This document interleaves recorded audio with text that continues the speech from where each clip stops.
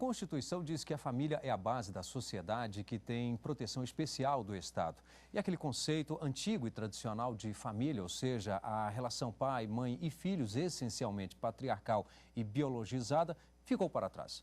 A família reconhecidamente afetiva, igualitária e com novas configurações é o tema de um estudo realizado por Cristiano Cassetari e que vamos debater aqui no Academia. Multiparentalidade e parentalidade socioafetiva. Trabalho apresentado como requisito parcial para obtenção do título de doutor em Direito Civil na Faculdade de Direito da Universidade de São Paulo. Orientador, professor Carlos Alberto Dabs Maluf. E para participar do debate de hoje, nós convidamos Hércules Benício, ele é tabelião e professor de Direito Civil, e Fabrício Lunardi, juiz do Tribunal de Justiça do Distrito Federal e Territórios e também professor de Processo Civil. Quero aqui agradecê-los pela presença do Hércules Lunardi, mais uma vez, muito obrigado pela presença, por aceitar o convite da TV Justiça para participar da Academia de hoje. E nós vamos agora conferir um resumo deste estudo. O autor da tese busca analisar os principais efeitos jurídicos da parentalidade socioafetiva, principalmente a multiparentalidade. O trabalho indica e tenta resolver vários problemas que decorrem do seu reconhecimento, como a maneira de sua formação, se ela é direito só do filho ou dos pais também, e se a afetividade deve ser recíproca, dentre outras situações. Cristiano Cassetari também, muito obrigado pela presença, parabéns pelo trabalho, pelo livro, inclusive, daqui um pouquinho nós vamos mostrar, mas antes eu gostaria que você falasse da metodologia. Bom, um prazer é todo meu de estar aqui na TV Justiça, apresentando esse nosso trabalho, que, na verdade, seguiu uma linha metodológica de sentido jurisprudencial. Escrever uma tese é um trabalho muito solitário, face à exigência do ineditismo. E, por conta disso, há uma escassez muito grande de bibliografia especializada acerca desse tema. Fizemos algumas viagens para o exterior para verificar se há em outros países modelos muito próximos daqueles que estávamos debatendo em nosso trabalho e vimos que o Brasil é um dos países, sem dúvida alguma, mais avançados em termos de multiparentalidade e principalmente de parentalidade socioafetiva. O professor Cristiano destacou para a gente 3 obras que o ajudaram na elaboração deste estudo. Vamos conferir quais são essas obras. Estabelecimento da filiação e paternidade presumida, de Luiz Edson Fachin, Sérgio Antônio Fabres, editor. Apadrinhamento civil anotado e comentado, de Tomé de Almeida Ramião, editora Kid Iuris. Direito brasileiro da filiação e da paternidade, de Zeno Veloso, editora Malheiros. Cristiano, então, de que forma cada uma dessas obras contribuiu? Bom, o professor Luiz Edson Fachin é uma das maiores autoridades do país acerca do tema parentalidade. Dentro do direito civil e do direito como um todo, sempre quando nós pensamos em pesquisar um determinado tema, há sempre uma pessoa para o qual aquele tema está ligado.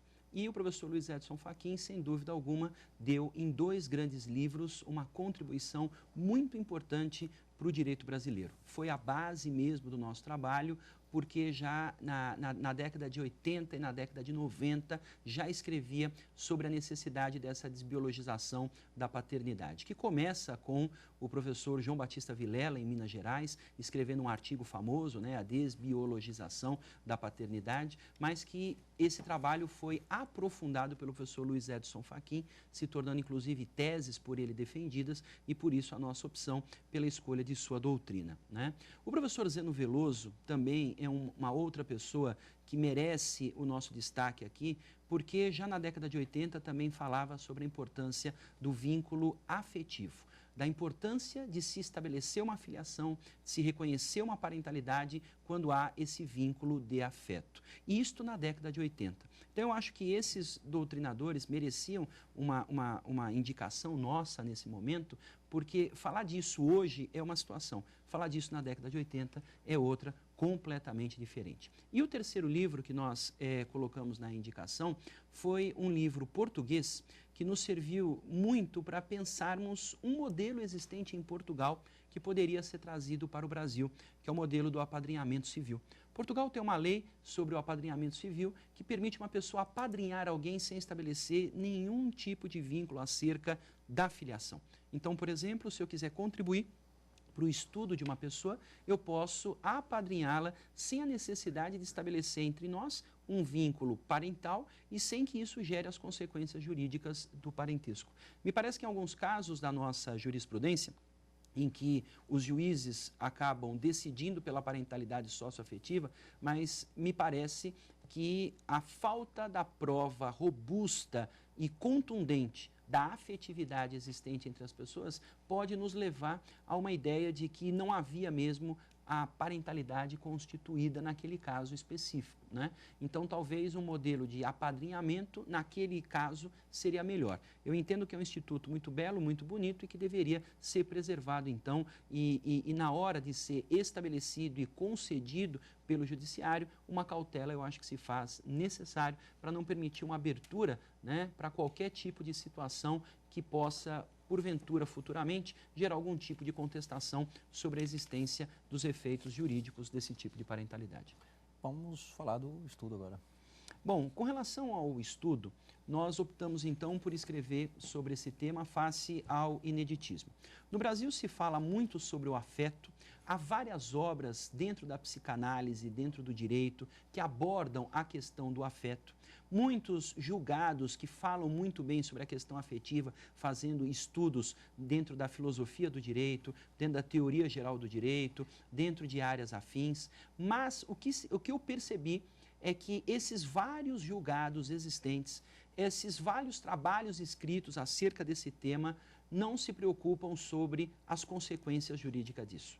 Ou seja, a primeira discussão inicial é se há ou não a parentalidade decorrente do afeto. Isso desde 80, desde de João Batista Vilela, de Zeno Veloso, de Luiz Edson Fachin, veio sendo decidido e hoje podemos dizer que nos nossos tribunais é uma realidade, é pacífico a possibilidade de se reconhecer uma parentalidade sem vínculo biológico, mas com um vínculo muito mais sério, que seria o vínculo do afeto, o vínculo do amor, o vínculo que une, na verdade, as pessoas, não só que tem esse vínculo, que não tem o vínculo registral ou o vínculo biológico, mas até mesmo as pessoas que têm vínculo biológico. Tem uma frase muito interessante que eu me recordo de um autor colocando que os pais biológicos devem adotar seus filhos. Ou seja, é aquela história da máxima de que não basta ser pai, tem que participar. E para participar, essa adoção seria não a adoção jurídica que nós conhecemos, mas uma adoção fática de reconhecer mesmo aquela criança como seu filho e lhe dar tudo aquilo que ele merece, como carinho, afeto, amor e tudo isso. Então, essas questões afetivas vêm muito bem trabalhadas, tanto na jurisprudência quanto na doutrina, mas como o pedido se resume exclusivamente ao estabelecimento dessa parentalidade, pouco se fala sobre os efeitos disso. E um dos principais efeitos, para mim, da parentalidade socioafetiva é a multiparentalidade. Tanto que eu não quis falar em paternidade socioafetiva ou maternidade socioafetiva. Falamos de parentalidade para permitir a possibilidade de discussão dessa parentalidade afetiva se dá tanto com relação ao pai, tanto com relação à mãe. E cheguei a citar até caso aqui no nosso livro em que eu entendo a possibilidade da existência de uma irmãos-socioafetividade, que seria a afetividade entre pessoas tidas como irmãs. E para isso eu cito o caso Pedrinho, que ocorreu no Distrito Federal. Ele foi meu aluno, com autorização dele, publicamos isso no livro, há um capítulo dedicado à análise desse caso, né, onde há um embasamento para muitas das conclusões que nós chegamos com relação a essa discussão jurisprudencial se um vínculo deve prevalecer com relação ao outro, né? Então, muito se fala que o vínculo afetivo deve prevalecer sobre o vínculo biológico. Eu discordo com relação a essa afirmação. Eu entendo que o afetivo pode prevalecer sobre o biológico também pode prevalecer sobre o afetivo. O caso Pedrinho é um exemplo disso, que o biológico acabou prevalecendo sobre o afetivo, e eu entendo que eles podem, em alguns casos, coexistirem, que seria a hipótese da multiparentalidade. Então, trato no trabalho da multiparentalidade sendo o maior efeito da parentalidade socioafetiva. Agora, lembrando, nós temos duas situações distintas que é importante pontuar. Primeiro, é a situação que já ocorre no nosso país de uma pessoa ter dois pais ou ter duas mães. Isso se deu principalmente por conta do reconhecimento de direitos de homossexuais, né, principalmente depois do julgamento do STF na ADPF 132 e ADI 4277, em que se estendeu muitos desses efeitos, né, das relações heteroafetivas para as relações homossexuais. Isso já foi assunto até de novela, onde projetos parentais fazem com que duas pessoas homossexuais queiram ser pais de uma criança, duas mulheres homossexuais queiram ser mães de uma criança. Esse modelo ainda é um modelo dúplice, com duas pessoas, porque o nosso modelo de parentalidade é enraizado sempre dentro de duas pessoas, um homem e uma mulher. Se avançou para ter dois homens ou para ter duas mulheres. A multiparentalidade é uma situação diferente, onde nós vamos ter no registro de nascimento mais do que duas pessoas. Nós vamos avançar nesse modelo dúplice e ter 3 pessoas ou mais no registro civil de alguém. Então, já é possível hoje no nosso país uma pessoa ter 2 pais e uma mãe, ou ter 2 mães e um pai. Há várias decisões que reconhecem essa multiparentalidade. Nós temos casos nos tribunais de justiça de vários estados, né? O estado de Pernambuco, por exemplo, o estado de São Paulo, o estado do Amazonas, o estado do Paraná, são estados que já têm decisões com relação a isso. O estado de Rondônia, o estado do Rio de Janeiro, o estado do Rio Grande do Sul, o estado de Goiás, enfim, nós temos praticamente em cada um dos estados do nosso país, ao menos uma decisão que reconheça a possibilidade, então, de se ter a multiparentalidade. E a grande coroação, na verdade, desse estudo foi uma conclusão nossa de entender que tem que ir para o registro civil o reconhecimento dessa parentalidade socioafetiva. Nós vemos várias decisões judiciais em que o juiz determina, né, que seja enviado ao oficial do registro civil por via mandado de averbação para que proceda a alteração do registro, incluindo o pai afetivo. Mas vemos também algumas ações judiciais em que isso não é pedido, né? Então, há, por exemplo, um caso citado aqui na nossa obra de uma ação judicial que ocorreu no estado de Santa Catarina, em que se pleiteou os chamados alimentos socioafetivos, né? A juíza, ela perquiriu mais a questão da afetividade do que o binômio necessidade e possibilidade exigido pelo artigo 1694 para se estabelecer uma pensão alimentícia, mas concluindo, numa belíssima sentença, que existia uma paternidade afetiva e, por isso, ela condenava o padrasto a pagar uma pensão alimentícia, não foi determinado que o registro civil fizesse a anotação disso, né? E isso eu acho que é um pouco complicado, porque se discutiu muito uma paternidade que foi reconhecida, mas não foi levada para o local correto. Então, a minha preocupação é sempre com os efeitos jurídicos. Ou seja, se há o reconhecimento de uma parentalidade, de uma paternidade ou de uma maternidade, vários efeitos ocorrerão. Vários desdobramentos dessa decisão nós veremos na nossa legislação. Então, por conta disso, há uma preocupação de se estender esses efeitos a todas as partes, não só aquela situação específica. Então, nós começamos a verificar algumas demandas que têm um cunho exclusivamente patrimonial. E é esse o nosso medo, o nosso receio e a necessidade, então, portanto, de se ter uma teoria geral que possa estabelecer estruturalmente essa situação, colocando de uma maneira que possa os juízes, ao receber um processo dessa natureza, ter um norte, ter uma orientação. Bom, nós vamos fazer aqui um rápido intervalo, em seguida estaremos de volta já na fase de debates no Academia. Até já.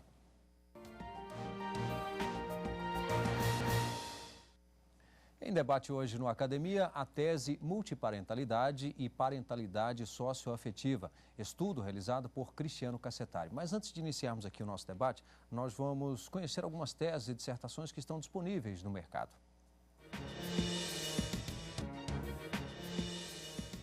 Justiça Restaurativa e Paradigma Punitivo.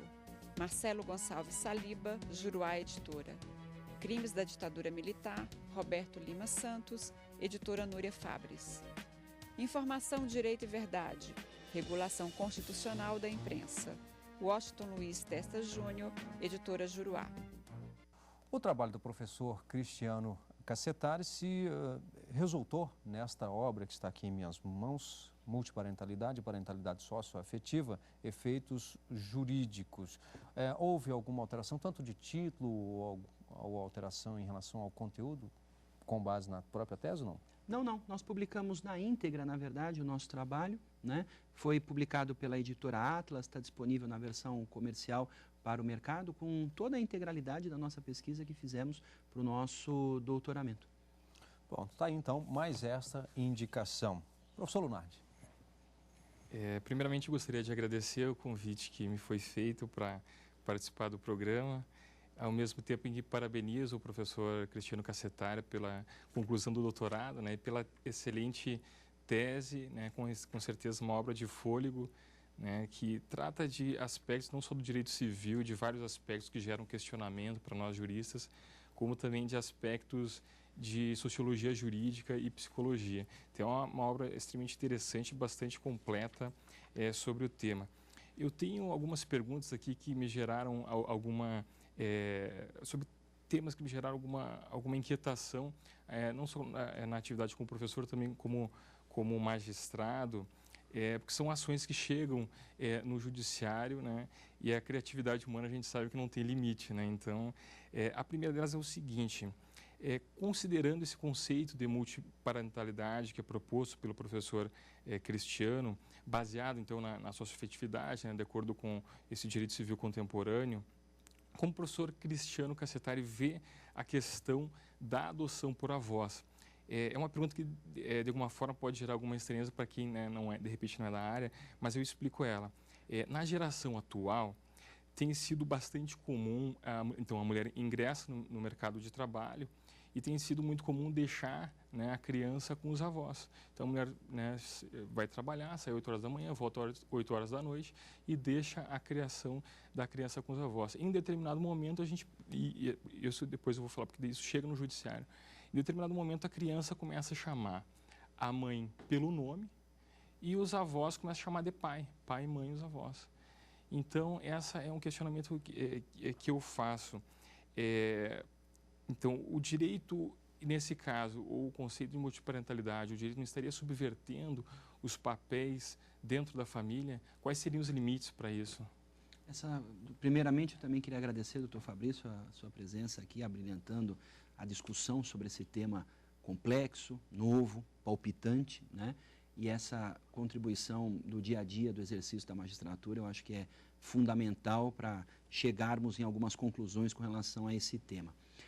Eu conheço alguns pedidos mesmo que já foram feitos para o judiciário. Eu só até falava, parece que isso não é recorrente, não é.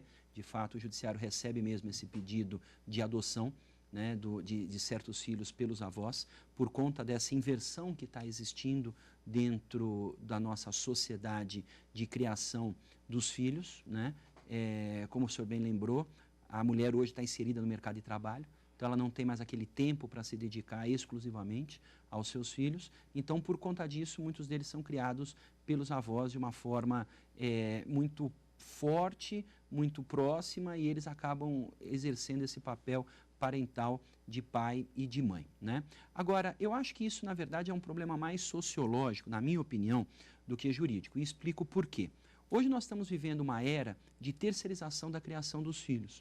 Então, eu acho que não serão só os avós que serão chamados de pai ou de mãe, mas as empregadas domésticas, as babás, as professoras de escolinhas, né? Porque já existem até estudos realizados hoje dentro da psiquiatria infantil, da medicina, sobre essa questão de antigamente ter aquele papel feminino ao lado da criação da criança de uma maneira full-time, de uma maneira integral, e hoje a mulher querendo ser competitiva, competir com o homem, chegar em grandes cargos, tendo que se dedicar mais à questão profissional do que à questão parental propriamente dito, né? Então, hoje se cobra mais das escolas, que são os centros de criação dos filhos, se cobra de funcionários se tornam indispensáveis, né? Não dá para ter filhos sem ter um funcionário que possa criar esses filhos por conta exatamente dessas responsabilidades. Então eu vejo que hoje, pela cultura brasileira, nós vamos ter os avós sendo chamados de pais, as empregadas, os professores, as babás e várias outras pessoas. Me parece que não daria para prosperar uma ação nesse sentido, porque não teria nada a ver com o nosso tema que nós estamos tratando. E até me preocupam algumas ações com pedidos dessa natureza, argumentando sobre parentalidade socioafetiva e multiparentalidade, que tornem, por exemplo, um instituto que cai em descrédito frente à nossa sociedade e ao nosso judiciário. Eu acho que isso não pode acontecer de maneira nenhuma. Já há um vínculo parental, entre os avós e os netos. Eu acho que o que tem que ter na tenridade seria a questão da guarda. Então, se a guarda vai ficar com os avós, isso seria regularizado por essa maneira, mas não por uma questão parental dos avós terem que se tornarem pais registrais e deixarem de ser avós por conta disso. Me parece que uma coexistência, então, entre avós e pais, uma multiparentalidade, seria um verdadeiro absurdo. Eu acho que a multiparentalidade é para questões em que aparece uma terceira pessoa que vai dar afeto para aquela pessoa, criança ou adolescente, e em razão disso, há uma criação feita por 3 ou mais pessoas. E aí sim, isso teria que desembocar no registro civil. Professor Hércules Benício. Igualmente, agradeço aí pela honra do convite, é uma alegria poder estar aqui com o amigo Fabrício, com o amigo Cristiano Cassetari. Cristiano, muito obrigado pela permissão de ter lançado à comunidade jurídica esse livro, que é bem amigo do leitor, né? Você escreve de uma forma muito fácil, bem cadenciada e com temas palpitantes da contemporaneidade. A minha indagação, propriamente, se faz com relação a, por exemplo, questões de afeto numa parentalidade e quando acaba o afeto. É possível uma desconstituição desse poder familiar? A gente sabe que hoje o reconhecimento de paternidade ele é irrevogável. E como é que ficaria com o fim do afeto? A parentalidade socioafetiva, ela também seria desconstituída? E questões outras a respeito de problemas com o próprio dia a dia de um tabelionato de notas. A gente sabe que um menor, né, com 16 anos pode se casar. Ele tendo 2 pais e uma mãe.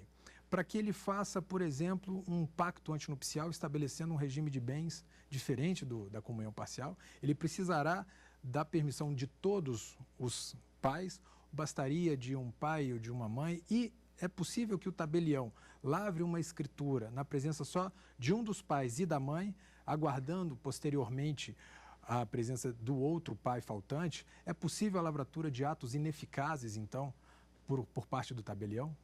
Bom, Hércules, muito obrigado pela sua presença. Você tem uma atividade notarial e registral louvável, porque você é uma das grandes referências aí sobre esse tema e a sua participação aqui só engrandece, porque a tua experiência no registro civil pode nos trazer aqui uma grande contribuição com relação à nossa tese sobre a necessidade desse modelo parental ter que estar no assento do nascimento de alguém, né? Mas com relação às suas indagações, que são perguntas difíceis, não são perguntas fáceis, me refiro mais à primeira delas, essa questão do fim do afeto foi um tema que eu me preocupei em abordar no meu trabalho. E essa questão é meio tormentosa, porque só se fala no começo dele e não se fala no término, né? E muitas das ações em que se há uma busca, por exemplo, de uma pensão alimentícia, elas acabam contribuindo para o fim desse afeto, né? Quando se mexe com dinheiro, a coisa fica muito complicada no relacionamento interpessoal. Então, por conta disso, muitas pessoas deixam de ter aquela relação afetiva. Então, eu comecei a discutir aqui o seguinte: se essa relação afetiva tinha que ser eterna, se eu posso ter um reconhecimento póstumo de parentalidade afetiva, sendo que essa parentalidade afetiva já se encerrou, não existe mais. Então, ela já acabou, não há afeto, há ódio entre as pessoas e, por conta disso, eu vou reconhecer hoje uma afetividade pretérita que se findou e que se terminou. E outra coisa complexa também é o reconhecimento pós-morte, né? Existem algumas demandas oportunistas no nosso país em que a pessoa busca 2 heranças, 3 heranças com essa questão, né? E eu sou favorável à dupla herança desde que já exista um reconhecimento prévio. Então, todas as decisões de multiparentalidade do nosso país envolvem crianças e situações consensuais. Então, me parece que o judiciário, nesses casos, deu a oportunidade para que essa criança convivesse com 2 pais. E se ela vai conviver com esses 2 pais por um longo tempo, por que não ela ter direito à dupla herança?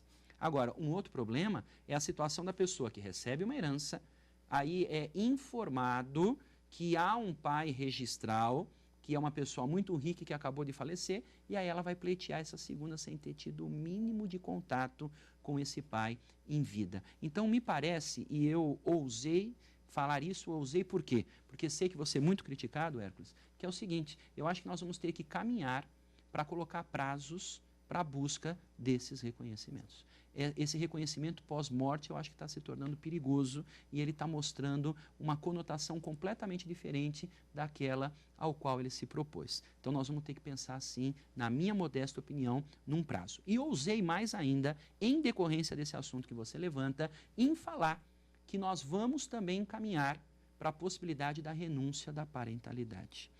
Hoje já há decisão no Tribunal de Justiça de São Paulo que concedeu a retirada do sobrenome de um pai em decorrência de um abandono afetivo. É uma decisão primorosa, fantástica, porque se discute muito hoje sobre a indenização decorrente do abandono afetivo. E a pessoa que foi abandonada afetivamente, nesse caso específico, ela não quis indenização.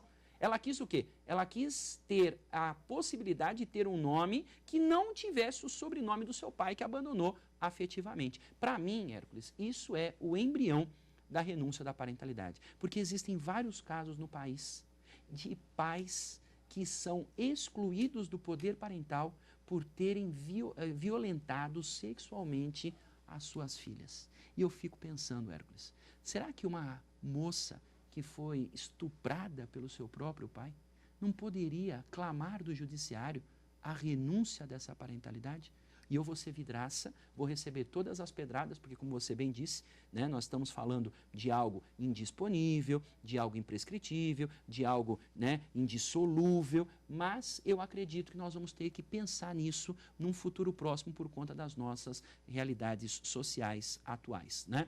Claro que, só para deixar bem clara a minha posição, eu não estou falando que o pai poderia pleitear no judiciário que não quer mais exercer a função paterna, não quer mais ser pai. Eu estou falando do filho procurar o judiciário e dizer, eu não quero mais ser pai. É essa a nossa posição defendida em nosso livro.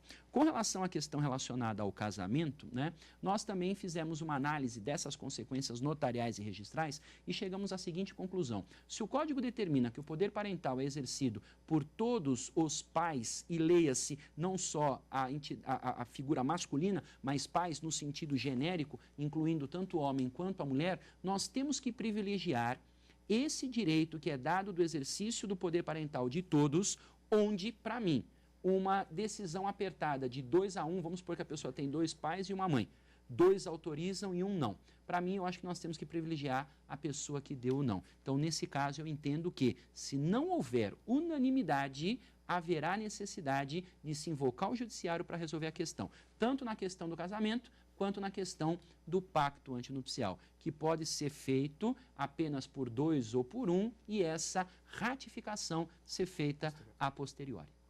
Professor Cristiano Cassetari, muito obrigado pelos esclarecimentos e parabéns pelo trabalho também. Professor Lunardi, professor Hércules, muito obrigado pela presença aqui no nosso programa Academia de hoje.